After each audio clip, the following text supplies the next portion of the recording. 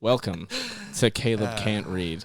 I'm Jordan Rabel. I'm Caleb Terrence. That's good. Glad to hear you. I'm glad to see you, to smell you before I even saw you. Well, I'm back. You're back. I'm back, kind of. We still don't have a set schedule, but I'm back for now. You're back. So you just enjoy it. Enjoy it while you can, man. I said, Caleb, there was beer and Space Marines, and you know what? You showed up. Yeah, I do need to play Space Marine.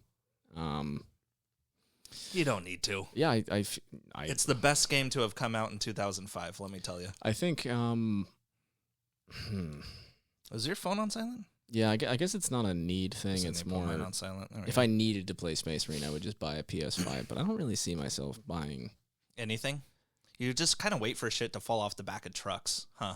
Wasn't that how you got your PS5? Yeah. Then shut the fuck up. Yeah, so we know a guy. Big deal. Like, no, I just can't see myself like ever having the completely disposable income to purchase that and then being like, yes, 100% I'm buying a PS5. Well, the thing is that you actually need the time in which to enjoy it as well, which you typically don't have. It's like you're getting this really nice hot tub that you're going to enjoy a couple times. I have I have there's these tiny little time windows, and you should be very flattered, by the way, that I spend any of them with you. Oh, I know you will. You're under contract. All right. Like, you forgot that you signed it, but I have it somewhere. It's a contract? Oh, yeah. If I was drunk, it doesn't count. You still owe me money. No, if I'm drunk, I can't consent, Jordan. It's not. So anyway, speaking of being weird and non-consensual. That's why I stay drunk all the time, so that way nothing I do can ever be legally binding, you see. Well, I will tell you, I do need you for these 3 episodes. Okay. It's a 3-parter. I know. Fucking 3-part. Oh, yeah. Jordan, I know. off, dude. I know. Listen. It's going out with a bang here because I need you for this. This is all going to tie together the last of the trilogy of our 3 shit-headed children from the 1800s. Oh, fuck, dude. I don't remember. What is it? Come on. Now, obviously, is this coming from a long line of royals? Okay. One could tell you all about the Byron family going back almost 200 years. Okay. But I'm going to keep it short, just so you know how the family got to be so stinking rich in the first place. You see, you're going to do a recap, right? What, for episodes 2 and 3?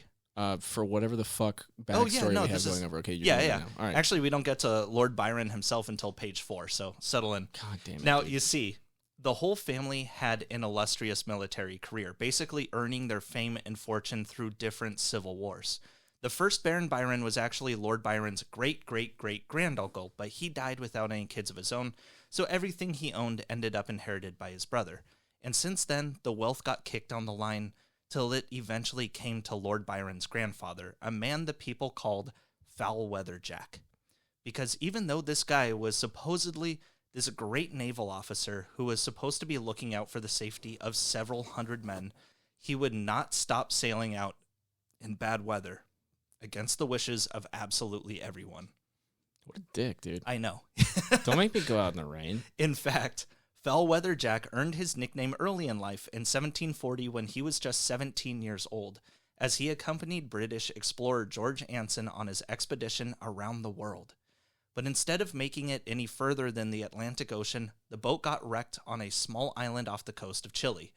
The crew made several attempts to leave the island, each time trying to send out one group of men on a lifeboat to see if they'd make it past the waves. You know, in case the whole thing capsized, then wouldn't kill off the whole expedition, you know? Just send some new guys out.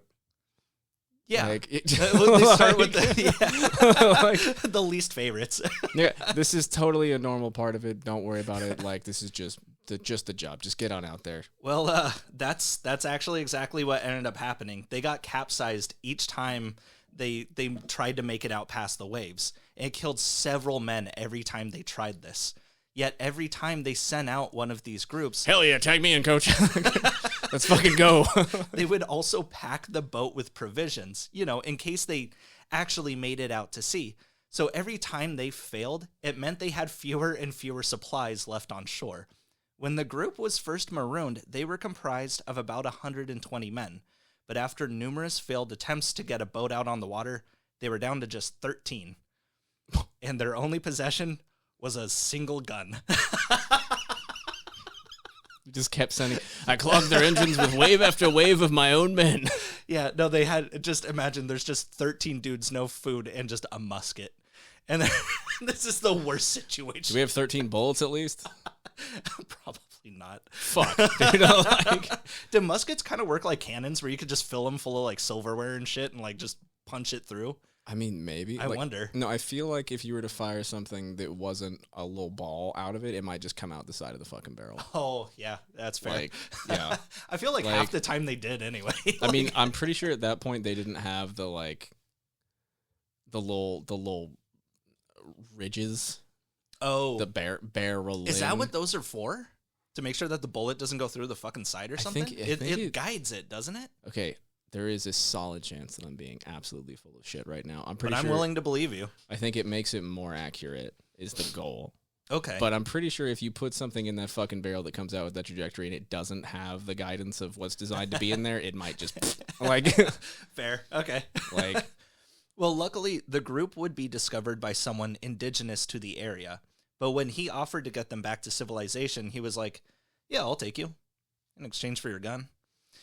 Well, with little choice in the matter, the group agreed, and the native settler managed to lead them back to a Spanish fort that immediately imprisoned all of them. And then they shot him. Give me my gun. Oh. I know I told you I'd give you the gun, but I am currently the one with the gun. So I feel like you may have thought this through a little better. Can you lead us to civilization? Yeah. Okay, cool. Can you take us there? Give me your gun. I don't think that you understand what this is. I'm sorry. Have you not met a honky before? Well, the entire Anson expedition... Where's your flag? What? Never mind. The entire Anson expedition is something to look into if you ever have the time, because this was a horribly planned journey from start to finish, and it's absolutely fascinating. They had mutinies, lost ships, and even George Anson, the head of the expedition, just up and decided to attack a Peruvian village one day in search of treasure. He got bored. Dude, you know? I'm surprised they didn't immediately mutiny after, or even just after he sent one boat. Oh, yeah. And then asked for another boat.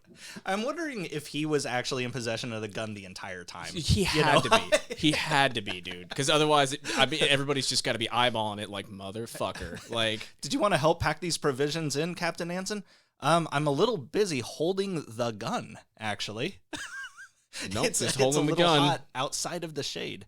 I wouldn't want the gun to accidentally misfire. You know what I'm saying? Wouldn't want the gun to go off, would we?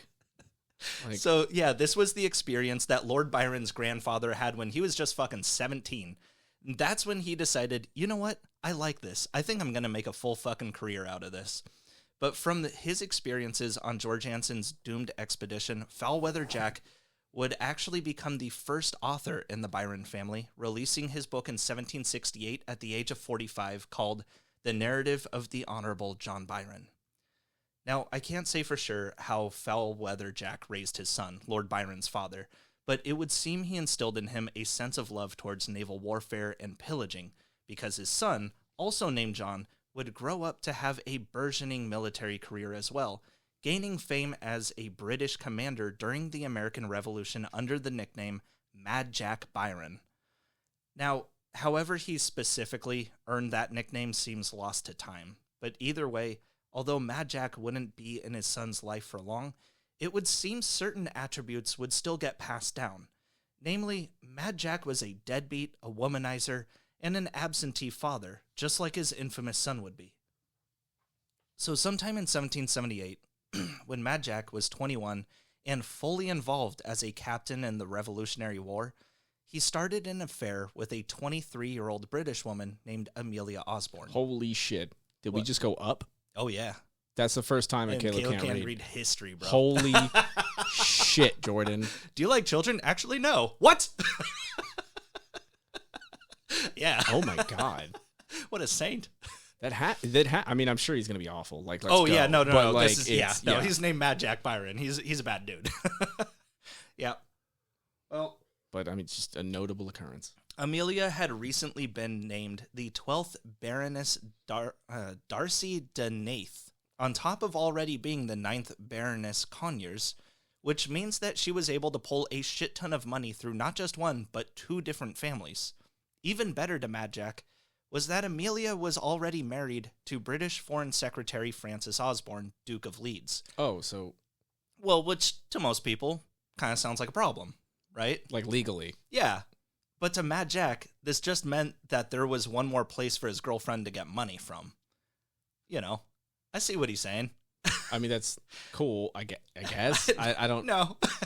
The Duke of Leeds sounds like the kind of guy that could make you disappear real easy. Yeah, like it'd be a bit frightening if, an ex could kill you, or current partner could kill you. Yeah, that would be... Oh, yeah. Now, Jack had already been running up a ton of debt while he was stationed in Philadelphia.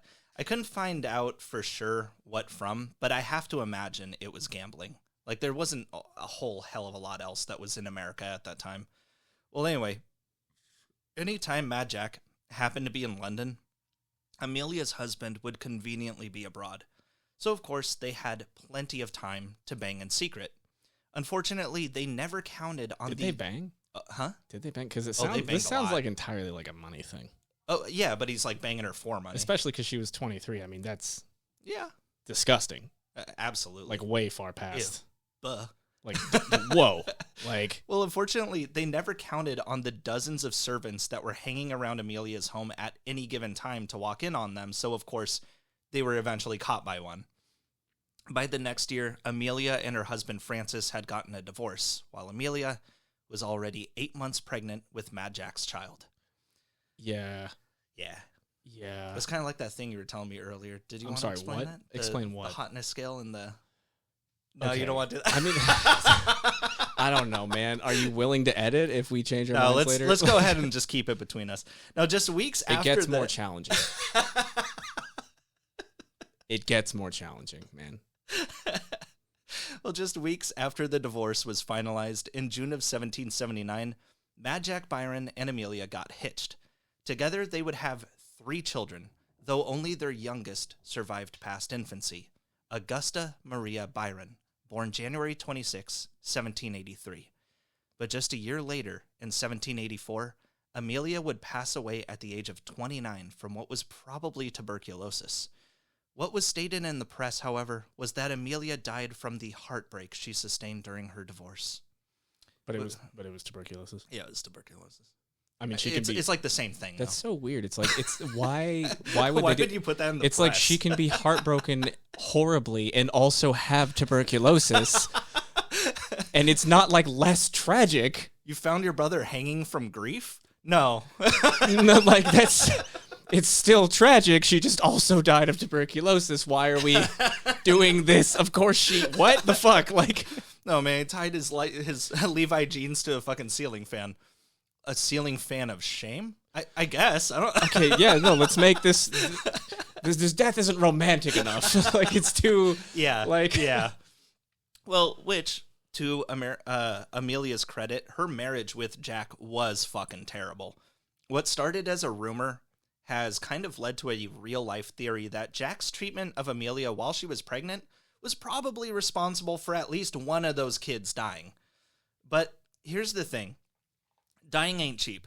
And on top of this, good old Jack has been running up expenses for the 4 years he and Amelia were together, bankrupting Amelia's fortune by the time she'd already passed. Also, I could find nothing about what happened to his daughter Augusta until she shows up like 15 years later, so I have to assume she was just given away to relatives.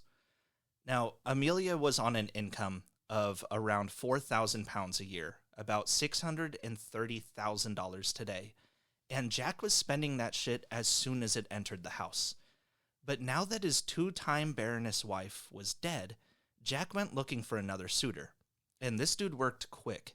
He immediately took what he saw as the appropriate amount of time to grieve the loss of his wife, then headed to a very cold and calculated amount of time yeah, to he's grieve. like 3, 2, bye. Yeah. 3, 2, and on Tinder. Let's go. Yep. And then he headed to the town of Bath to look for someone else to marry like 8 months later. Fortunately for him... 8 months for a wife? 8 months, yeah. I know, for a wife. I mean... I don't know. I don't have look, one. I Why don't you go ahead and loudly exclaim how long you'd wait? While no. she's in the other room. Why don't you just go ahead and tell me? Forever, darling. What 2 weeks. 2 weeks? 2 weeks minimum. I'm impressed it wasn't 2 hours. Well, fortunately for him, 2 weeks max.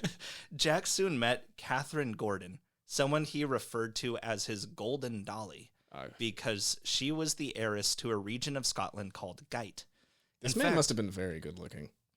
I don't know, man. Paintings from back in those days always make you look like a weird-looking doll, you know? I don't know. Maybe he's just a weird-looking doll of a man. Maybe he just had the riz. Had a fucking fat hog. Oh, that could be it. You never got to... You can't forget the size of the hog matters. And how droopy your balls are. That's what you've been missing in your Tinder profile, bro. Droopy balls. Droopy balls. How low do they hang? But they're small. In fact... I don't want to lie.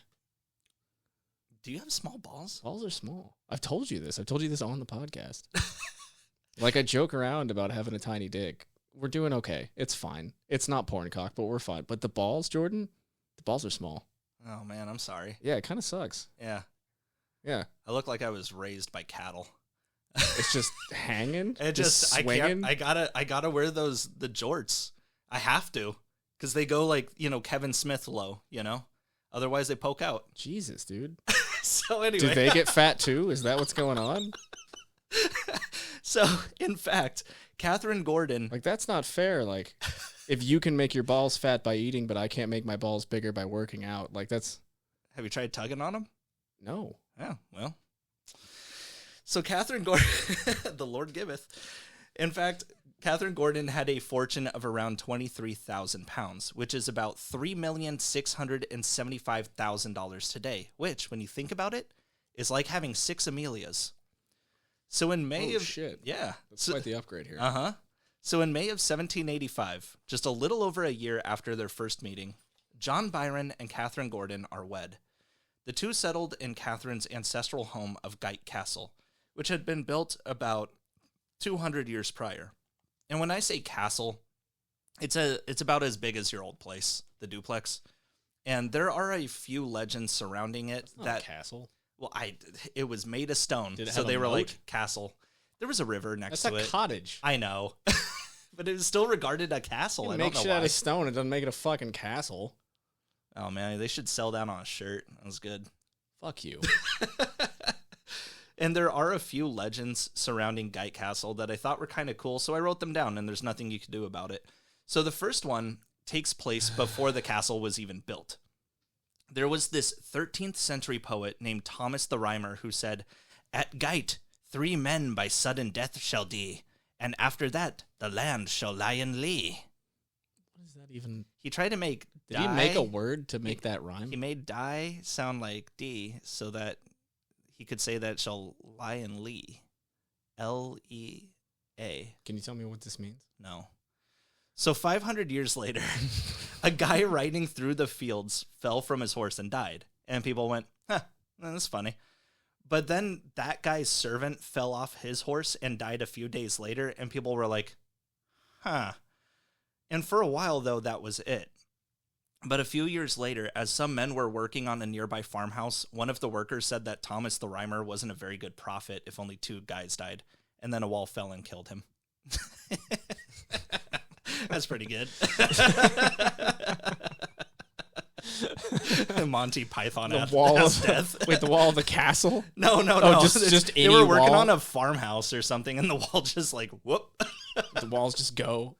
Just less restrictive building coding at the time. Walls just did that. It was funny. The second legend surrounding Gite Castle says that there was this lord of some kind that hid his treasure at the bottom of a nearby river to save it from like some invading army or something.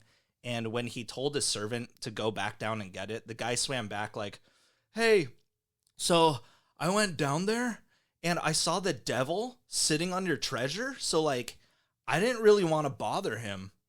So of course the Lord is like, "Hey, how about you shut the fuck up and go get my gold or I will kill you for real." And a little while after the servant swims back down, he floats back up in 4 pieces. So now there's supposedly a chest of real gold down there if you're brave enough to get it. Floats back up in 4 pieces? Yeah, like he was just cut up. I didn't make it up. Okay. I don't know. Okay, I'm going to be honest with you. Yeah. I pre-gamed a little bit, so I'm a little confused. Yeah. This is real life? This isn't a story? I mean, it is a story. It's a legend. It's a legend. Yeah. But, okay. Yeah. So it's Okay. fake. That's Okay, what it means. Cool. So Yeah. it's complete horse shit. Mm-hmm. Guy probably just drowned or got killed. Yeah. Okay. Honestly, it probably never happened in the first place at all. Probably no treasure. Nope. So Yeah, if there was treasure, he wouldn't be fucking. like there wouldn't be people out there like surveying it with their fucking boat sonar and shit. There's nothing down there. If there was treasure, I mean, if man's had treasure, he wouldn't be gold digging so hard, right? Oh, but this is a legend about the land of Geit Castle itself, not Mad Jack Byron. Actually, maybe that's why he wants to go there. Maybe he heard the legend and he's like, I'll fuck the devil. I'll fuck him and I'll get that treasure. That could happen. Well, the last legend surrounding this place is that there's apparently an underground passage leading underneath Geit Castle, but the devil's down there too. And I guess this is like a common enough legend throughout Scotland that it's been attributed to like a bunch of different places. But the rumor is that back in the day, there were some dudes hanging out in the tunnels beneath Geit, just hanging in tunnels as you do. And Just fucking mole people? yeah, basically. And them being Scottish, they of course had a set of bagpipes. Fucking chuds? So one of the guys says, it's said that if you keep walking down these tunnels, you'll eventually meet the devil himself. And so his friends challenge him to walk down the tunnels without them, if and he's no coward. And so he says, all right, I'll play a victory march down the tunnels ahead of you guys, but if I see the devil, I'll switch it to a sad song instead. So off he goes. I'm pretty sure you're just going to change it to... Ooh. Wah, wah. So of course he goes down the tunnels playing some Highlander ass tune when of course the music stops and they hear him shakily change the song to a sorrowful tune before the music cuts out entirely. And he was never seen again.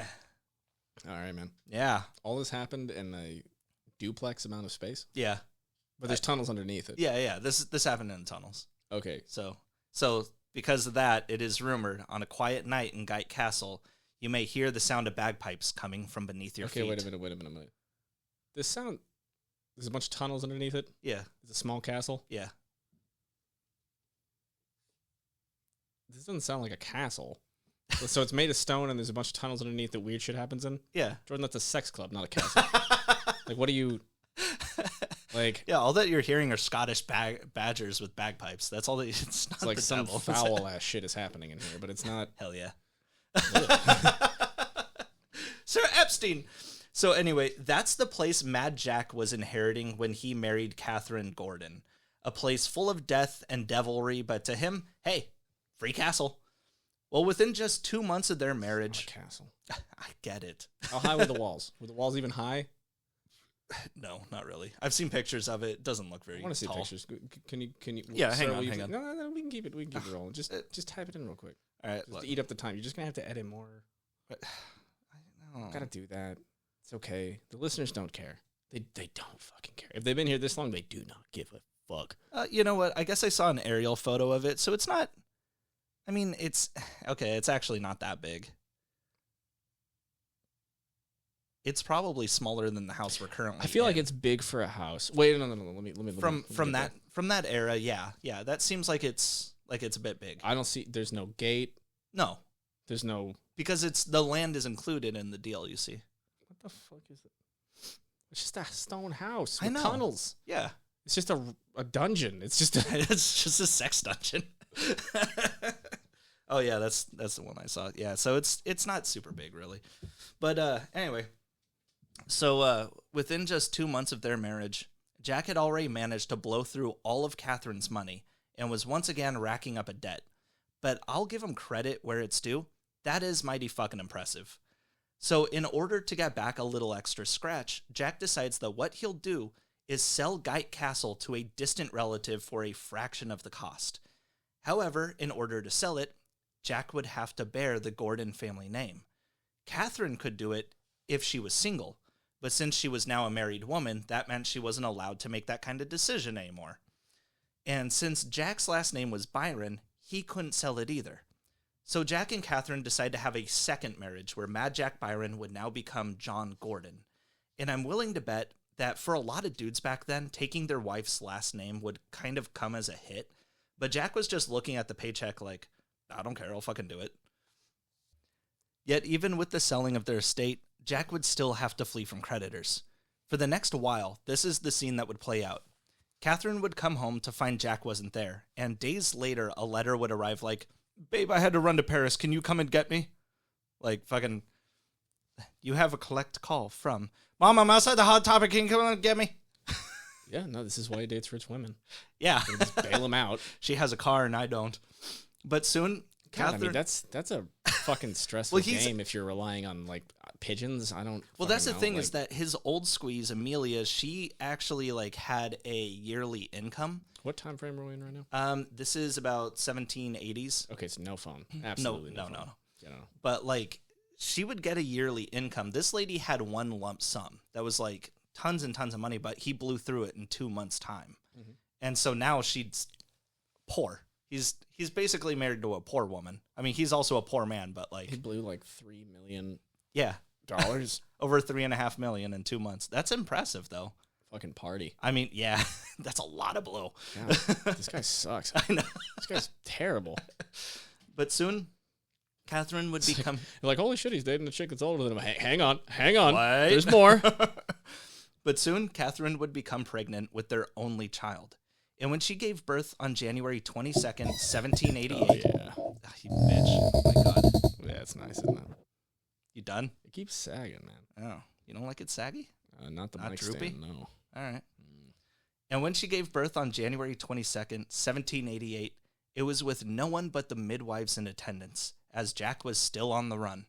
However, he did take the time to request via letter that even though both he and Catherine had the last name Gordon, that their son still be branded a Byron. He also made the request that the child be named William, which Catherine agreed to on the condition that Jack at least make it to the baby's own christening. Well, it turns out Jack was absent for this life event as well. And because of this, Catherine said fuck it and named the child after her dad. Caleb, it is time we talk about George Gordon Byron, the sixth Baron Byron, known to you and me as Lord Byron. Holy shit, dude. You actually went through heritage without sounding like you were reading it off a fucking scroll you got on Wikipedia. That's... I don't... It's... all right. Thank you. I mean, sometimes, man. Sometimes. What? Sometimes it just feels like no, I know, but I'm not like I'm that's giving not what I you use a Wikipedia for. I'm giving you a compliment. It's Is a it backhanded compliment? Yes. I'm Yes, about to backhand you bitch. You're welcome to fucking try. But I feel like if I can evade you for more than 5 seconds, you'll go into cardiac arrest and I'll be okay. Remember when I pushed you into a puddle because you're small? Under 5 seconds. My point exactly. And I was drunk. If I had been coordinated... Yeah, that's why you're drinking 0% beer. Mm-hmm. Speaking of which, here, try the girl piss one later. Okay. Oh, wait, that better be goth girl piss. I'm promising you. Goth girl piss? I think so. Okay, all right. Fantastic. Sorry, buddy. So anyway. No, the family would come to live in Scotland after George's birth. But very soon after settling there, Jack wrote to his sister in France saying, "She is very amiable at a distance, but I defy you and all the apostles to live with her 2 months, for if anybody could live with her, it was me." What he's saying here, it means that Catherine is so hard to deal with, and he's practically a fucking saint for being able to do it himself. This is his wife. Yeah, he's talking about his wife. Oh, man. He's just a douche. God. Yeah. Now, let that get back to her, dude. You're going to be dead in the water. Thing is, shortly after he sent this letter, Jack decided the best way to save their marriage was for him to live in his own house down the street. Guess what? That didn't work either. The best way to save our relationship is by taking a massive step back. We're in the same postal code. Like we live in the same town. Yeah, we're on the same street, for God's sake. It's the 1700s. It takes me an hour to walk to you. Is this really long Scottish streets? Yeah, but whatever. And when Jack tried for perhaps the first time in his life to be a real father, remember, he has a daughter from his first marriage that he doesn't stay in contact with. Jack asked if maybe he could care for baby Byron for a single night. This was the point that's a good idea. This was the point that Mad Jack realized he didn't just hate his wife. He hated his kid, too. Oh, my... What? It took a night? Yeah. And he's just like, I hate this child. Well, that kid must have sucked. He's a baby. Damn, but I don't know. It must have been rude or something. I don't know. Like, giving guy benefit of the doubt here. Like, Yeah. Maybe just crawled in, flipped him off, said a slur. Like, I don't know. Like, I don't like this baby. He gave little George back the next day, moved in with his sister in France, and died of tuberculosis 3 years later in 1791 at the age of 34. When he died, Catherine and George were living together in very poor conditions, and as much as he sucked, Catherine really did love Jack. When word reached her that her absentee husband had died, it was said that the whole neighborhood could hear her screams. But Jack, knowing he was dying, upped his spending habits in his dying days, knowing full well that his wife would incur his debts. Just didn't give two shits about her or his own kid at all. Years later, when asked about his father, Lord Byron would tell people he violently cut his own throat. Did he? No. What'd he do? No, he just died of tuberculosis. That was it. Yeah. Goddamn TB. I know. It gets around, dude. Fucking Byron's wives, Arthur Morgan. Now, it seems, growing up, that the young George Byron had a pretty good relationship with his mother. She herself was an avid reader, and George would get the same passion by reading through both the Bible and 1001 Arabian Nights at a very early age.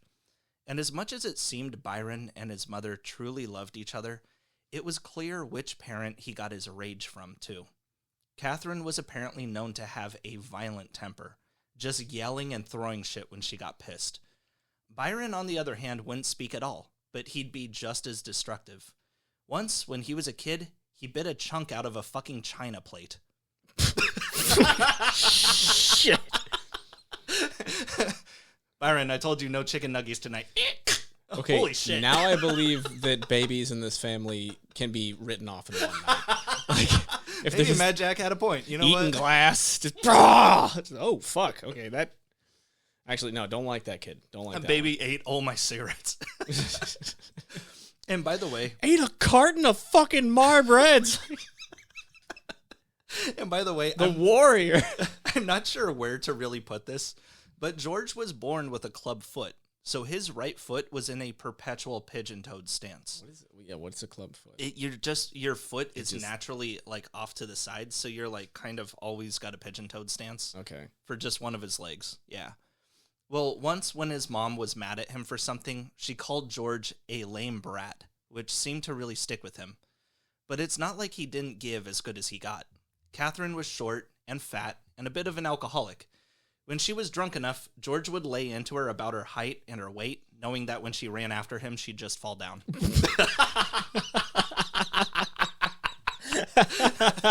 Oh, fuck. Hang on one second. I'm going to make awful noises. I just don't like crouching over on the table ones, man. But I don't think I told you. I went out with my brother to the fucking Reel 'em In. Oh, you told me. Did I? I picked you up from there. Oh, that's dumbass. right. Oh, that's right. Hey, Yeah. you were there.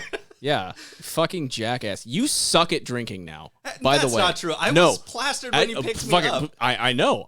That's why you suck What? at drinking. No, it's fine Okay? when we're like on our game together. You're losing the fucking gift, brother. No. You're losing the gift. And no. Watch it, because your brother that you talk about, that's fucking just the worst, shittiest dude, that spirit lies within you as well. Okay? And if you feed it, It's calling at me like the Green Gobbler mask, brother. exactly, from a dumpster. Exactly like the movie. Okay? It's not...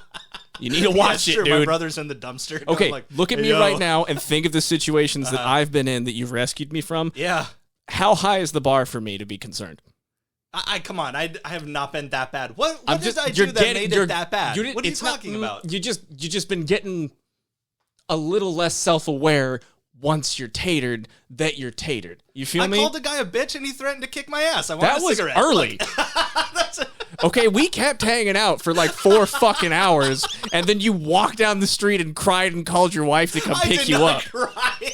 I wasn't there. I just assumed you looked pretty emotional. You looked really serious, like you were about to go die in fucking war, and then you just left the fucking bar. No, I could tell how drunk Like- I was, and I wanted to remove myself from the situation, so I did. I was said, just I'm like- walking home. And I was you're like, what? okay, this is a rare scenario where I'm the one who's like, all right, cool, I'm going to take it easy so I can drive us home. No, I But, just like, walked across the street. The fucking Hawaiian place was closed, so I asked Nicole to pick me up. It You was were like, dang it. Come on. No 808. Like, Yeah. fuck. We got Taco Bell, and it was great. I don't know.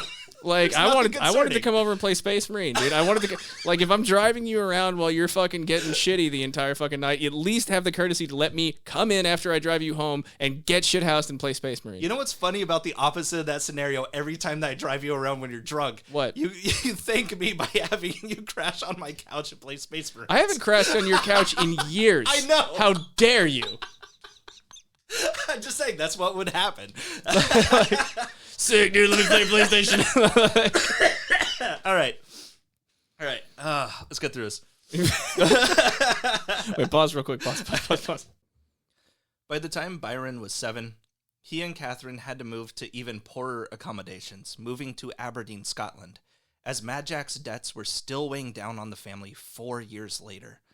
Catherine, knowing an education was important, and probably also to get Byron out of the house so she could get a job, sent the young man to a cheap school called the Long Acre of Aberdeen.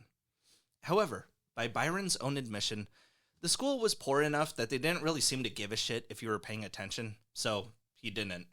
When Catherine found out about this, she was like, okay, cool, guess I'll have to fork out the fucking money for private tutors now. In 1796, when he was 8 years old, George Byron came down with a terrible case of scarlet fever. And in one of those weird cases where people thought a change of scenery was all it took to cure you, Catherine took George to stay in the Scottish Highlands to recover.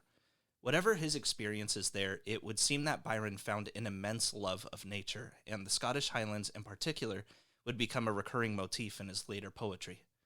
But eventually, Byron was caught up with the other kids in his class, even excelling in literature, and was able to attend the illustrious Aberdeen Grammar School by the age of 10. It was here that George Byron started working on his first bits of creative writing. However, the school was run by Calvinists who deeply believe in the idea of predestination. What the fuck is a Calvinist? This means that you have no free will, and everything is already determined by the path the Lord has set before you. How do you Do anything? Yeah. The Lord already has it written down, so Okay. if I was meant to drink and drive, it's not my fault. So that's your so you think thoughts, but they have to be Yeah. the Lord. How do you know if they're the Lord thoughts or Because they're are. all the So okay, so you just how does that affect how you live at all then? I don't understand. Well, here's the thing. The 10-year-old George became very gloomy because of this. He's poor. He's in a shitty fucking situation. Mhm. His mom kind of sucks. He's like, this is forever. I just The first bit of philosophy is just a bummer to him. Now, when John Mad Jack Byron had died, his title as the Baron Byron didn't get passed down to George. Instead, it went to Jack's uncle, a man who went by the nickname the Wicked Lord, but also the Devil Byron. Now, he too, believe it or not, was also an irreparable asshole. Oh. Once getting Was not getting that vibe. Thank you for right? The Wicked Lord. Once getting into an argument with his cousin about who had the most animals on their land, which led to the Devil Byron to shove a sword into his cousin's stomach, killing him. Holy shit. It's okay, though. He had less, didn't he? Huh? He had less animals, didn't he? That sounds like less animal behavior to me. This is less animal. Small. Bet you only have pheasants. Small animal amount energy from this man right now. It's okay, though, because he paid his due for the murder. Actually, what he paid was a small fine for what was now you have deemed even less manslaughter. animals. Yeah. he just paid, like, basically a ticket for killing his cousin. And it's not like this guy exactly had the best reputation before this either. We're not really sure which rumors about him are true, but it's probably the case that there's a little bit of truth in each one. One rumor says that he mounted the sword he killed his cousin with proudly over his mantle. That's probably true. Yeah, that's not out there. Yeah. Another says that he organized orgies in praise of Satan. Probably not. Probably not. I mean, organized orgies, he's rich. So yeah. Yeah, he could, but I doubt it. It's not that outlandish, but in praise of Satan, you've lost me. Yeah, right. Yeah, orgies, yes, in praise of Satan, and get the fuck out of here. But also, I feel like, wouldn't it be harder to find people to get into the orgy if you're like, also it's in praise of Satan, and they'd be like, man, you had me until you got weird. Yeah, exactly. Like, why'd you make it Also, we're going to do a cringe? bunch of weird culty shit. Like, no, I'm just trying to smash. Like, Yeah, what like- you like, what fuck, dude? Like, Yeah, why did you make it cringe? But another can says... we just bring beer? Like, what do you, like... Another rumor says that he bred crickets and trained them to crawl all over his body to freak people out. Again, I can't say how much of that is true, but I like to believe it. I feel like he'd be freaked out well before in just the setup of the scenario. Oh, it would be so cool, though. Oh, like, just imagine crickets, fucking crawling out of his beard and shit. That'd be so dope. Well, turns out little George liked the rumors, too. When he learned these stories about his uncle, George spread them as fact to anyone who would listen. Well, either way, when the Devil Byron passed away on May 19th, 1798, with no living heirs, both his English estate and the Baron Byron title would go to the 10-year-old George. George was in the middle of class when he was delivered the news. Somebody just burst through the fucking doors like in a movie and announced it in front of everybody. Hey, everybody, have you heard? The new Baron Byron! It's little George! Ah! Yeah. Remember, up until this point, George was the poor kid, and predestination taught him that this would be his life forever. But upon hearing that he was the new Lord Byron, George I don't understand how he could take it in that way, but okay. He broke down in tears immediately while everyone just stared. Soon, Lord Byron was taken out of school. Happy tears? Yeah. Because he was like, all the teachers told him, like, yeah, predestination, you're the poor kid, George. You're not getting out of this. Like, the Lord has determined that you're going to be the poor kid. Like, sorry. These people suck. I know. And then somebody came in that was like, he won the golden ticket. And he's just like, oh my, thank God. Like, fuck you. Yeah. Fuck you. Just spread his cheeks and fucking took a huge dump on the floor right then and there. And fell over because he's still club-footed. No. Didn't think about the escape plan. Soon, Lord Byron was taken out of school to Who shit crooked in the urinal? What? Clubfoot kid. Soon, Lord Byron was taken out of school to move closer to his inherited land in Nottingham, England. And although he only attended the Aberdeen Grammar School for less than a year, the school eventually erected a statue of Byron in the courtyard in 1923, where it still stands today. Now, among other things, being a spendthrift ran in the family. The ancestral home that Lord Byron had inherited, Newstead Abbey, was in a bit of a state of disrepair. Now, we had actually talked about this incident way back when we had our episode on Beowulf, but back in the 1500s, King Henry VIII had dissolved several monasteries and churches in order to bring all their treasure directly to him. Newstead Abbey was one of those places, and when all their money was taken by the king, he decided there was no real reason to keep the place around as just a spot for monks to sleep and shit, so he gifted the location to be used as a home by one of his lieutenants, Sir John Byron of Colwick. And since then, Newstead Abbey had been kicked down the line for the last 200 years, where it finally got to the good old Devil Byron himself. Now, the Devil Byron liked to do that thing, though, where he would pretend he's rich, figuring if he was going to have a lake in his backyard, why not host mock naval battles for the people to watch? I agree with that. That's kind of sick. That's cool as hell. Yeah. Like, real ammunition. What? yeah, dude. But fuck yeah. Yeah, right? And crickets. What? But by the end of his life, he crawls out of his beard, he catches it with his tongue, starts chewing on it. But by the end of his life, the Devil Byron had stripped away all artwork from Newstead Abbey, all furniture, even sold the fucking trees on the property just to try and pay off his debts. Literally sold his toothpicks to try and make every cent count. So although Lord Byron had another ancestral home on his mom's side, he never got to see Guyte Castle for himself. Instead, he would be constantly told about how great it was growing up in a long list of examples Catherine had called, well, this would be your fortune if your father didn't fuck things up. So even though Newstead Abbey looked like shit, George was fucking stoked. I mean, he's 10 years old and it's your very own mansion, you know? But the family would only live at Newstead Abbey for about a year, as the cost of upkeep was just too much for Catherine to try and make work. But while they lived there, Lord Byron was kept in the care of a housekeeper named May Gray.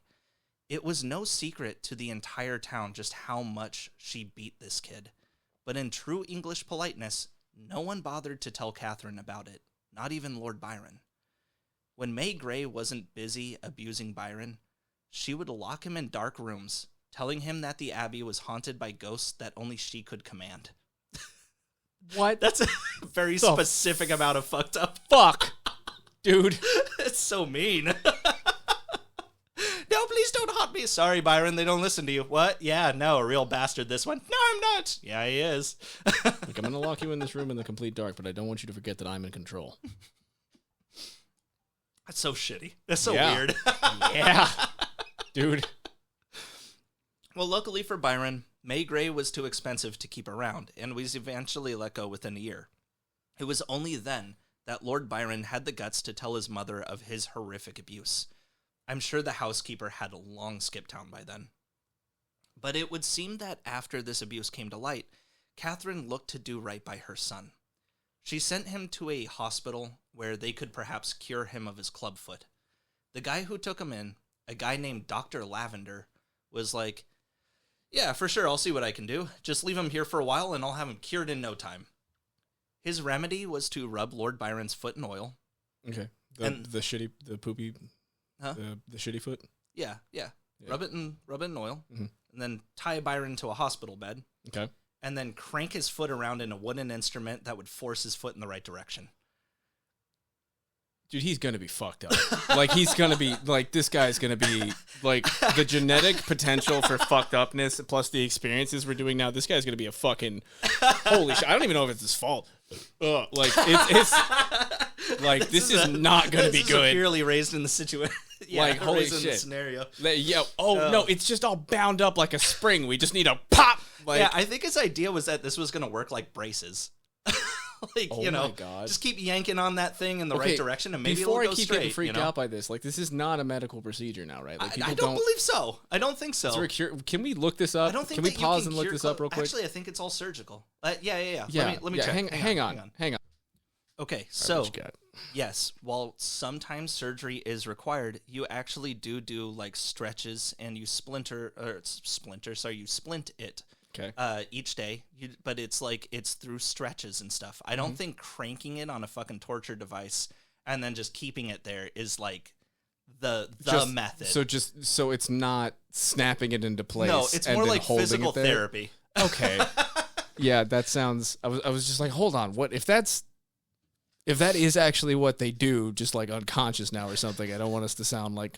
No, I have a feeling the reason he had to strap him to a bed was because it was horrendous pain. I was waiting for it. Yeah. I was like, don't worry, you're just going to feel a little pressure. Bite down on this.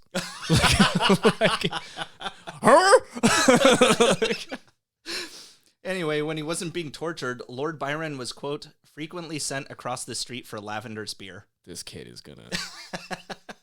Holy shit. They sent him on errands to get shit while they were... beer. Breaking his leg repeatedly in between yeah, they were like how fast do you think it healed in between, Jordan? No I think he had to drag that sucker across the road. Go get me a 6-pack, boy. I said Michelab. Dude, he's gonna kill them, and that's the best case scenario. You know what's crazy is that he's not going to be as bad as, like, say, the Marquis de Sade. And the Marquis de Sade had a good upbringing. Top, dude. That dude had a pretty good upbringing. That's what makes him suck the most. That's what makes him so scary. He was just given everything, and he's just like, yeah, I'm going to torture. It's just, I'm going to be a piece of shit. I'm going to torture the shit out of people. Yeah. So by the time Catherine had come to check on her son after several weeks away, George had luckily learned from his mistakes with May Gray to just immediately come clean with what was going on. This time, Catherine got Lord Byron out of the hospital before things could get any worse for him and spent the money she didn't have to take him to a well-respected physician instead. But he couldn't manage to fix Byron's clubfoot, which meant Lord Byron would be sporting a leg brace for the rest of his life.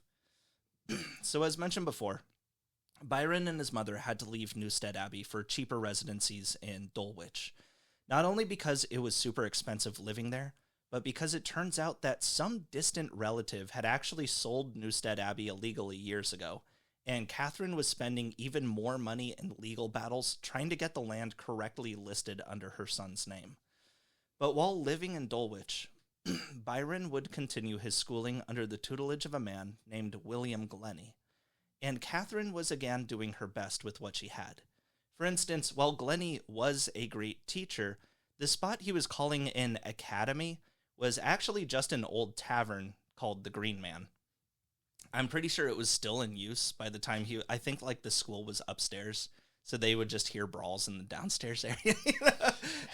Teacher, what does fuckface mean? No, don't do that. No. That is a fucking wild pairing. I don't understand what's wrong with my chimpanzee daycare and knife emporium. No. Regardless, this is why we have zoning now. Yeah. For the next 2 years, people stumbling out of the bar. Which one of you little fucks got a cigarette? Like the 1700s, so probably several of them. Oh yeah, 100 or some kind of tobacco. Regardless, for the next 2 years, the 11-year-old Lord Byron would attend Glennie's Academy, once again focusing on his creative writing. His first poem would come a year later in 1800 in the form of a love letter directed towards his 13-year-old cousin, Margaret. All right, I was just waiting. Once again, out of ooze. Out of ooh. Like, it's happened so much. How old is he at this point? 11. I'm not going to hold it against him. He's 11. I know. She's 13. Yeah. It's a cousin. But it's like... Missed that bit. Oh, okay. Missed All right, that bit. yeah. No. Did miss that bit. It's England. I'm not even going to say old school England. It's just England. That's fine. It happens. It's back in the day. They do that. They smash cousins. Cousins. A bunch of cousin smashers over there. Oh, bro. Not the first time he'd fallen in love with a family member, by the way, or the last. But when he was up in the Scottish... Oh, yes. Oh, episode 2 is going to be spicy. Okay, honestly, if this is... If that's the only thing that he's fucked up with, then he got out pretty good after that. There's a reason. He was getting beat. He was getting locked in dark rooms. He got tied down to a bed and got his legs broken and then had to fetch beer. There's a reason that this is going to 3 episodes. Okay. There's a lot going on with this guy. Dude, it's going to be like that's... You don't put that amount of shit into something and not have it. Yeah. Like... But no, when he was up in the Scottish Highlands with scarlet fever, he'd actually fallen in love with another cousin named Mary. I just want to throw that out there. Is he aware there are other... Like, you don't have to date within the family? There are girls that exist that don't... Oh, he'll get there. Oh, God, is he going to get there? Oh, is he rapey? No. He's not okay, that's a yes. That's a yes. We're not stopping here. Okay. So anyway, Lord Byron was well-liked by the other kids at Glennie's Academy, and he didn't let his clubfoot slow him down. In fact, he once proved he didn't... What? What? What was wrong with that sentence? I don't know. Keep going. I mean, like, literally? Like, it seems a little... It didn't literally... No, not physically slow him down. Well, you know. Yeah, I mean... In fact, he once proved he didn't need his leg brace by throwing it in a pond at school, which I'm sure his poor mother was super thrilled about. Poor mother? Yeah. Catherine? Oh. I mean, she can't really afford this shit. She's pretty much going on credit for everything. Isn't she the smacky one? Or was that someone else? Yeah, she's a little smacky. Wasn't she the one that beat him and put him in rooms? No. That was his like the governess. Oh, the governess. Yeah, okay. Yeah. It's not his mom. Please excuse me. Yeah, no. But she's a little smacky though. Well, I mean, she's an old school mom. Back in the day, I mean, everybody punched children. That's what I mean. Just fucking pop them in the mouth. Like, you could just assume. Yeah. Yeah. But just run-of-the-mill. Yeah, run-of-the-mill, regular type of run-of-the-mill abuser. Run-of-the-mill, pop your kid in the mouth. Yeah. For the time. Like, yeah, you know. She wasn't an all-star batter. Don't fucking, don't wind it up. But you can just fucking straight arm him. That's fine. Yeah. Actually, although it seems like the Glennie Academy was really positive and formative for Lord Byron, his mom was at constant odds with the guy running it. She'd get into pretty public arguments with William Glennie while Lord Byron was just forced to watch. It wasn't too long before Catherine pulled Byron from the academy completely, telling him that he'd get the education he really needed at a public school. Well, the place Lord Byron ended up was a school called Harrow, where he became bullied for being poor, club-footed, and behind on his studies because his mom kept switching him around so many goddamn times. But above all, Lord Byron had to participate in a practice called fagging. Caleb, as someone with your background, I feel like we talked would you please tell our audience outside the UK what fagging is? Do you recall it? Fucking Christ. It's a thing where... something about warming toilets up or something? Oh, yeah, that was Roald Dahl had to do that. Okay. Yeah. Basically, you were like slave to the older upperclassmen, and you had to fetch them their shit. Did they know it was gay? Yeah. I mean, I don't know. Is that why it's called that? I mean, I'm not at the time, I know, but like, did they... I don't know. So it was warm a toilet up. Okay, that was a pretty specific instance. I don't know why they did that at school, but but yeah, okay, it's basically like hazing, but like, you know, then you get to haze the other kids. It's pretty much the same thing that we have for like frat houses here, essentially. Frat houses, trades, yeah. Yeah, I would like to say, however, that the Harrow School has completely banned fagging since 1990. Though the headmaster in 1928... It took them until 1990? Until 1990. Oh, yeah. Okay. Though the headmaster in 1928 was quoted as saying that fagging is a rich tradition, and that, quote, and I do like this quote, "Those who hope to rule must first learn to obey. To learn to obey as a fag is part of the routine that is the essence of the English public school system, the wonder of other countries."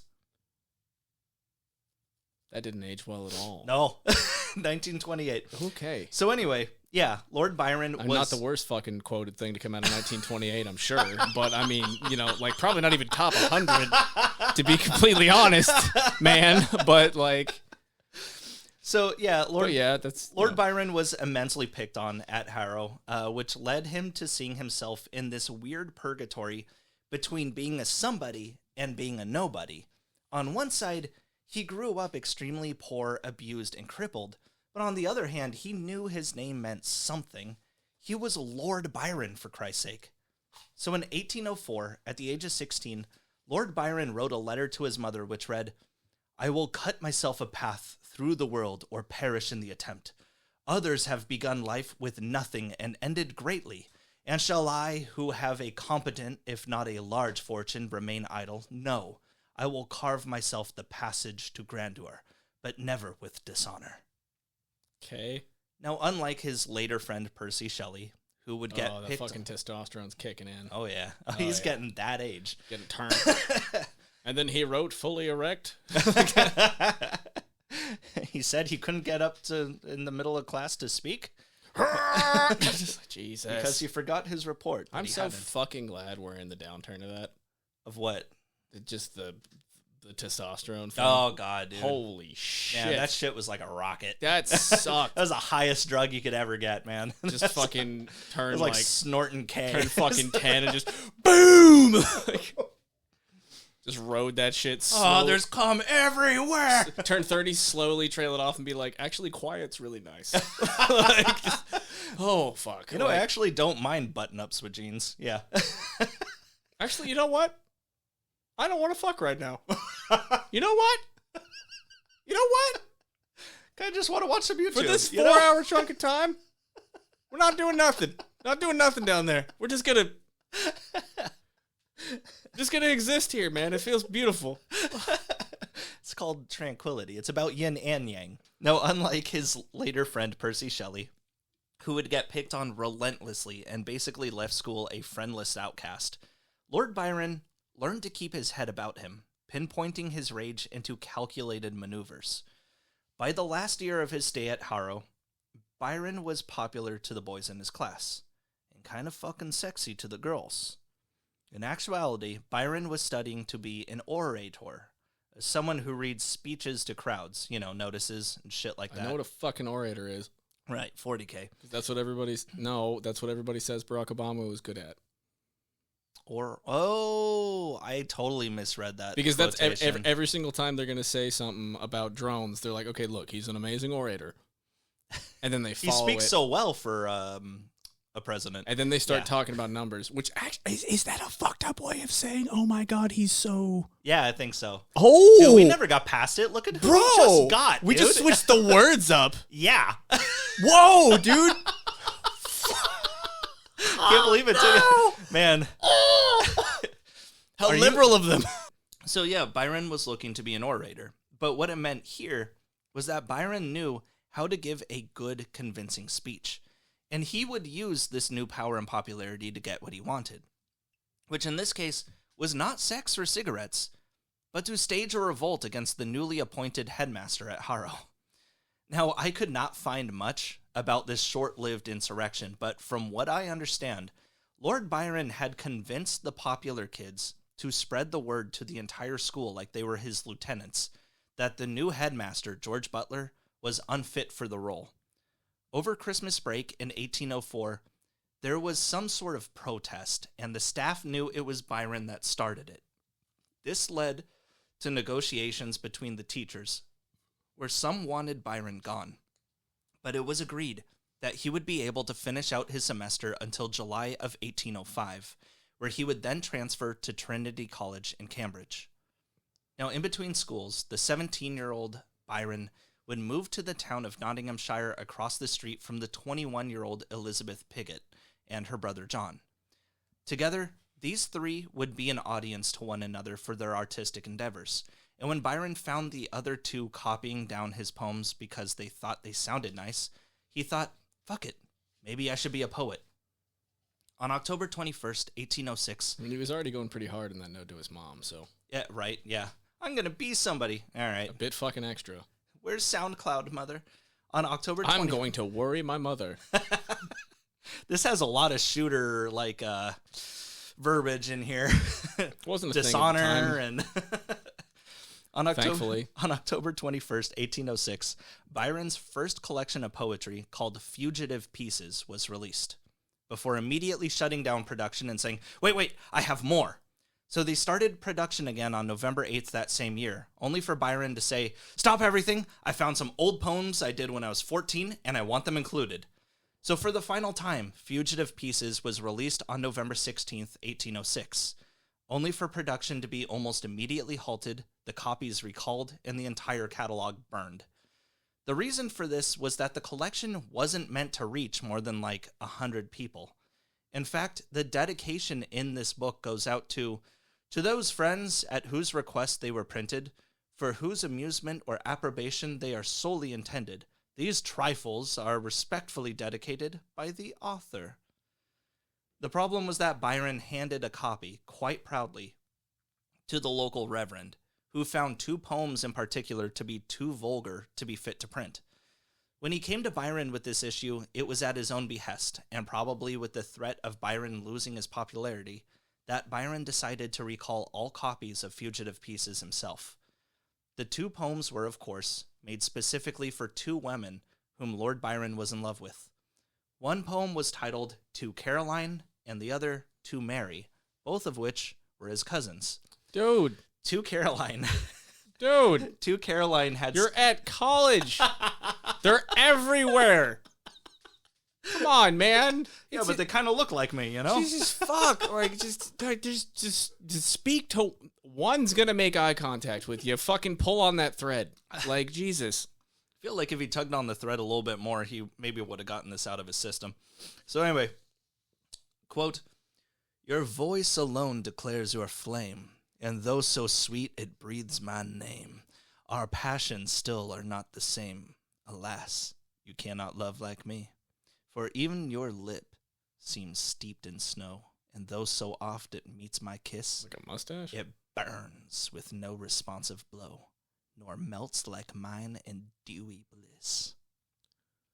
Caroline was newly married, so okay, the problem, that's horny as fuck. The problem would prove to be the poem would prove to be a problem. It's the horniest poem I've ever heard. Oh, about a listen chick to with a this one, mustache, dude. And the poem To Mary had lines like, even now I cannot well forget thee, and though no more in folds of pleasure, kiss follows kiss in countless measure. I hope you sometimes will regret me. Yeah, that's just about fucking. Dude, okay, all right. Bad, but at the same time, if this is look, if we stay at this level with what this dude's been through, I'm willing to let it go. I'm going to be honest, it's going to get a little bit worse for him by the end of this episode, and then we're done giving him excuses. Okay. I know. Fuck. Because, at the time, there weren't people hey, don't fuck your cousin. right? No, they were proudly for it. They're Especially like, yeah, go marry your fucking cousin. People that had money and shit. They oh were yeah, like, absolutely. You want to keep it in the family. Yeah. Like, Yeah, that's exactly how they sounded. Yeah. Good job. Yeah. Fuck your cousin. Oh, I'm rich and I fuck my cousins. Yeah, I mean, what do you think they sounded like? They sound a lot like my relatives. Now, that particular poem, To Mary, is especially horny. Pretty sure he lost his virginity to her, but no one will ever know for sure. Bro. I know. How old is he at this point? He's 16. And he's just... Yeah. The poem is so horny, in fact, that even today's full collections of Lord Byron's poems will sometimes just skip over it. And I mean, a lot of the poems in Fugitive Pieces are like this. There's even one called To Miss E.P., which was clearly directed at his friend, Elizabeth Pigott, which seems to suggest that it was kind of a drag that she was waiting for marriage, you know? So Fugitive Pieces was released in its final version on November 16th of 1806, right? Well, the second edition, without all the horniness in it, is released in January of 1807, now called Poems on Various Occasions. So for however long it took for Lord Byron to print the book, give it out to friends, get told by a reverend that it was blasphemous, get all the books back, burn them, re-edit the collection, and release it under a new name, happened all in less than 2 months. However, although Lord Byron knew this collection was only meant for the people closest to him, the warm reception it received led to him releasing a full collection to the wider public. Not just these poems, but 12 new ones as well. In just a few months' time, Lord Byron had released what's regarded as his first real book of poetry, Hours of Idleness, a series of poems, original and translated, by George Gordon, Lord Byron, a minor. People fucking hated it. One critic from the Edinburgh Not Review. horny enough. Dang it. I told you. One critic from the Edinburgh Review. I would have loved it if this man said he wanted to fuck his cousin. wrote that But sadly, the stories were absent. Wrote that Byron seemed to be, quote, pleading his minority, while at the same time saying, see how a minor can write. This poem was actually composed by a young man of 18, and this one by one of only 16. Everyone thought Lord Byron was a pompous asshole, which, yes, he was, but their main reason was that there had been so many poets in the past. Pompous cousin fucker. There's been so many poets in the past that released books of poetry when they were like 10 or 12. No one was going to give quarter in their reviews to some douche who's pushing fucking 20 and is just okay. In response, Byron published an anonymous poem the next year called English Bards and Scotch Reviewers, which attacks the editor of the Edinburgh Review as well as all the other authors that said they were better than him. I would read you a snippet from this scathing prose, but none of it is actually very good. Like, the insults are extremely over the top with scholarly bullshit, and I'll be honest, I don't like Lord Byron's poetry. It all reads like a fucking limerick. I know we'll get to his close friendship with Percy Shelley later on, but at least... I understand it's incestuous, man, but it sounds a lot better than a lot of the other poets we've had on. I think at least Percy knows how to fucking write, you know? I don't know. Anyway. I don't even remember who the fuck that is. But I'm going to be completely... Just like you won't with this one either. I'm going to be completely real with you. I'm going to need a full recap when we get back in a month. I don't know, man. So anyway, it really didn't take long for people to realize, oh, who's this guy talking shit where all these authors happen to be brought up in this one review about Lord Byron? Oh, it's fucking Lord Byron. Byron himself would actually admit a couple years later that the whole writing an anonymous attack on critics thing was a pretty dumb move. Maybe because some of the critics he attacked in English Bards and Scotch Reviewers straight up challenged him to a duel, which he never responded to. Let's bring it back. No, actually, we might get there. No, I think it actually is legal in a few states. You know, probably like never taken off the books, but I'm willing to bet that they would never allow it. That doesn't mean federally. Yeah. And I don't think it's like 10 paces turn and fucking murder someone, but I'm pretty sure in a few places you can agree to fight without it being a professional thing. Oh god. That sounds so nice. Yeah. Oh man. It's definitely not Oregon. No. So watch your fucking mouth. But I'm going to go on to Craigslist, Arkansas and see what's up. looking for somebody special to fight. But maybe these attacks on Byron's youth were cutting him a little deeper than it would for most. Because of all things, Lord Byron had the most human fear of all, getting old and spiders. You're afraid of getting old? It's the most human fear of all. Why would you be afraid of getting old? Doesn't your back hurt already? Yeah, so what? Ah, it sucks. It's going to get worse. You know what hurt when I was young? My brain. All right, it's way worse. It's fine. They have a cure for that. You just take a long ice picking right in the eye. If only, buddy. He soon found that his metabolism was wearing off and that he couldn't eat like he used to without repercussions. Me too, man. Me too. Wait, what happened? He's getting old. He's getting a little chubby. Yeah, your metabolism changes. Some of us address it. Hey, stop looking at me like that. Those aren't the fun, flirty eyes I fell in love with. Fuck you. So Byron underwent what he called a How dare you? I took care of them. Thinning campaign. You did not. Jordan, you've let yourself go since I met you 10 years ago. Yeah. You're not the little twink I married. So Byron underwent what he called a thinning campaign. You have to remember, him publishing poetry and somewhat showing off that he'd not only fucked one, but two cousins was the start of Lord Byron becoming the fuckboy the entire world would later know him for. He was now constantly fiddling with his hair, and when he wrote about being thinner in letters, the word thinner would be underlined like 5 million goddamn times. He said about his college life that, quote, "It was one of the deadliest and heaviest feelings of my life that I was no longer a boy." Wait, did he? What? Please excuse me. I probably only retained half of what you just said. Are you saying that him writing about fucking his cousins made him more appealing? Well, I think that he really took the repertoire of that as being a fuckboy, and he ran with it. And back then, if I learned that a dude that I work with had not just fucked one but two cousins, I would tell everyone in the office. I would let everybody know. I'd get sent to HR and I'd be like telling them too. But back then it was like, it wasn't about Dude, if cousins. Evan only fucked one and not two cousins, I'd be pretty happy actually. But back then they were like, he's fucked two different girls. Are they his cousins? I don't know. Who cares? You know, that's what it was. Oh. You know what I mean? Okay. All right. So he was getting laid at not even a little hint of weirdness no. to it. Not even a twinge of you just fucked cousins. No. That was just yeah. all right. It's more acceptable the more money they have, and they're related in that vein of things. So the graph is just money to have, acceptability of incest, and then it just goes straight up in the middle of that fucking. Oh yeah. In the middle of that vector right there. Yeah. Just so he was riding that line. Oh yeah. Okay. And speaking of letting his freak flag fly, Lord Byron had more than just his two sexual experiences with cousins at this point. You remember Augusta, his half-sister from his father's first marriage? Absolutely not. Well, Byron had only met Augusta once in 1804, but they'd kept a strong correspondence via letter ever since. Don't worry, I'm not talking about Lord Byron fucking his sister. Yet.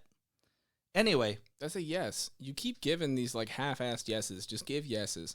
We'll get there. Anyway, Byron would write Augusta about several of his school friends with a little more vigor than most would in talking about someone that was just a friend. If he heard someone mention his friend John Fitzgibbon, for instance, he would experience a, quote, murmur of the heart. And then there was Henry Edward Yelverton, 19th Baron Grey de Ruthen. You see, when Catherine and Byron had to leave their ancestral home of Newstead Abbey, Catherine wasn't stupid enough to just let the place go to waste. Instead, she rented it out to the 19-year-old Henry, really just until Byron came of age and was able to take care of the abbey himself. And for several summers, Lord Byron would hang out with this guy almost 10 years his elder as they went horseback riding and hunting. But then Lord Byron all of a sudden stopped showing up. He'd later write to his sister Augusta, "I am not reconciled to Lord Grey, and I never will. He was once my greatest friend. My reasons for ceasing that friendship are such as I cannot explain, not even to you, my dear sister, although were they to be made known to anybody, you would be the first, but they will ever remain hidden in my own breast. It has been speculated that maybe Lord Byron got raped. I mean, that's the last that we're going to go into, giving this guy a little bit of grievance towards his past for his future actions. Huh? Does it get that bad? What do you mean? Like his future actions? He's an asshole. I mean, but it's, I don't know, man. But it's like I wouldn't wish that on any, especially like a kid, you know, like which he was. Well, now, and we don't know for sure. Like, I know, but like we don't know for sure. But they're just like heavy speculation where people are like, this is pretty much our heaviest evidence is just the way that he would not tell his sister. But the vibes are there. The vibes are not great. Yeah, exactly. The vibes are foul. Well, if that is the case, that fucker Henry Edward Yelverton died in 1810 and was already out of Newstead Abbey by the time Lord Byron had moved back in 1808. Do you think they just got in an argument about how many animals were on the fucking land? Thank you for picking up my slack there. Very much. But Byron loved the idea of living in this large-ass place. But unlike his mother, who knew extensive and expensive repairs were needed on the home, Byron mostly focused on cosmetics. Wallpaper, furniture, paintings, but nothing to stop any sort of like rot or leaks from happening. And when he moved in, Lord Byron brought with him a dog, a Newfoundland named Botswain. Ooh. Unfortunately, that same year, Botswain would die of rabies. Oh, the therapy dog died. Oh, fuck. Why'd you do it that way? But he had a whole fucking year to get attached first. Oh no. This dude's fucked, dude. Like, there's no way. Dude. There's no way he's not doing something real bad after, like, this is... When Lord Byron buried the dog on his property. It's like each one of these events that happens are like, in a cartoon, they'd be Batman villains afterwards. And he's holding out. He's just fucking cousins. He's just doing Grave of the Fireflies in his own time, you know? Like, seriously. Like, it's... Oh, fuck. When Lord Byron buried the dog on his property, he gave him this large fucking headstone and an epitaph that strangely became one of Byron's most well-known works. It is long, but I'm going to read it. Especially because it has to deal with the dead dog, and honestly, I kind of like it. Near this spot are deposited the remains of one who possessed beauty without vanity, strength without insolence, courage without ferocity, and all the virtues of man without its vices.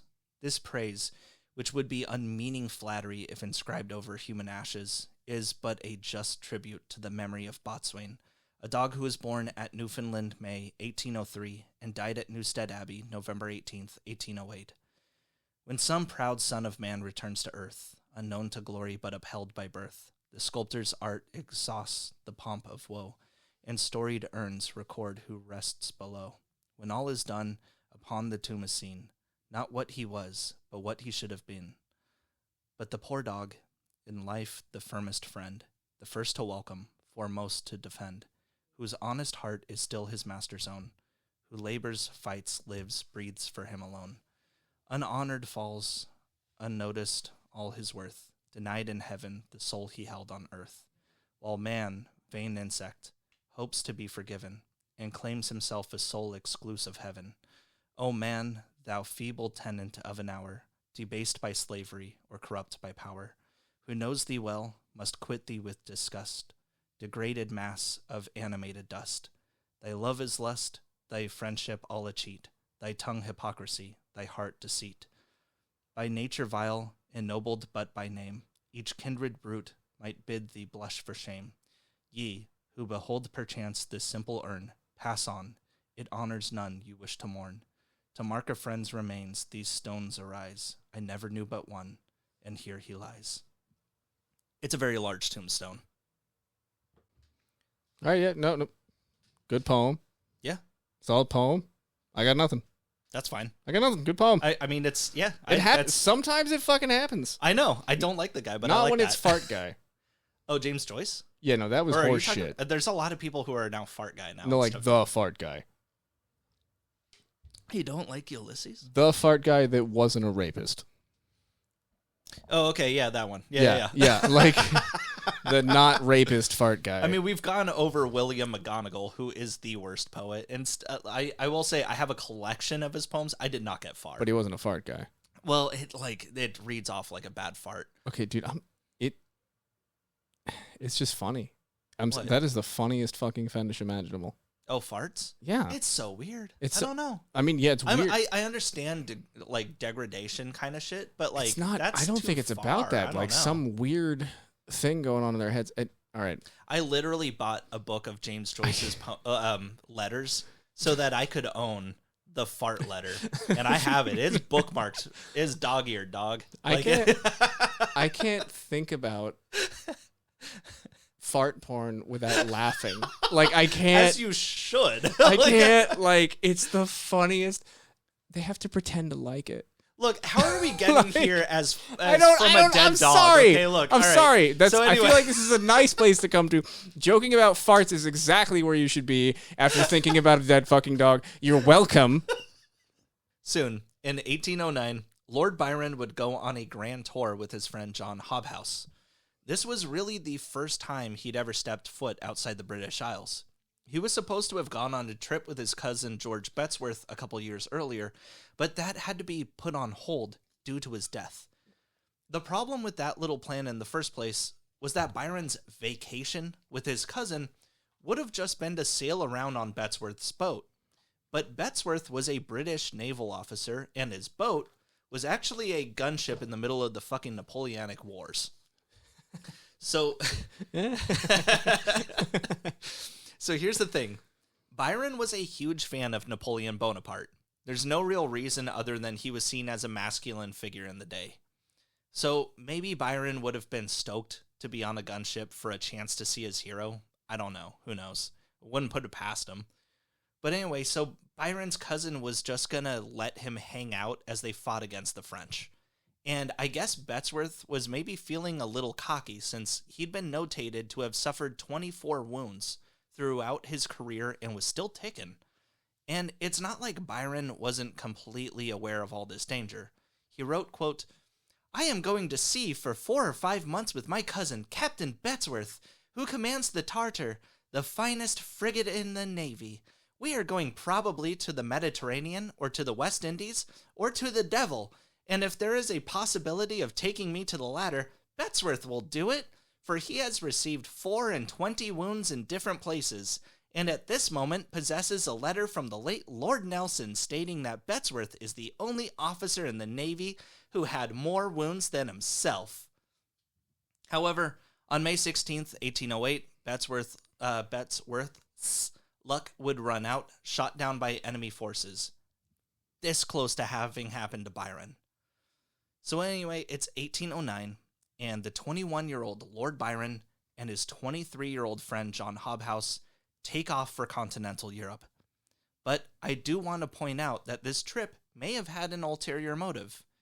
In a letter Byron sent to a friend, he said, quote, "You will discharge my cook and laundry maid. The other 2 I shall retain to take care of the house, more especially as the youngest is pregnant. I need not tell you by whom, and I cannot have the girl on the parish."